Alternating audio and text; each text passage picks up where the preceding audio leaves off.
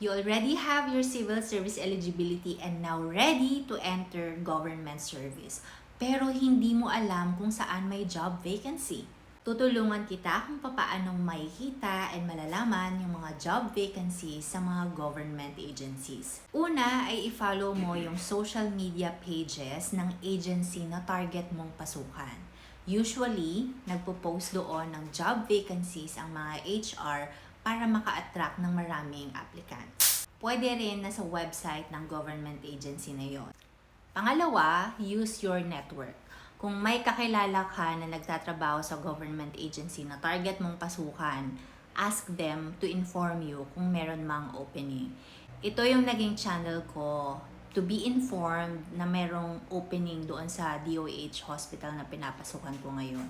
And thirdly, pwede kang pumunta sa CSC website. Doon mo makikita lahat ng opening sa lahat ng government agencies dito sa buong Pilipinas. Let me show you.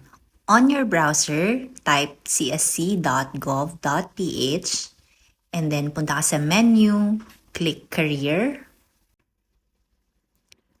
And then when you scroll down, makikita mo na dito lahat ng mga government agencies na may vacancy.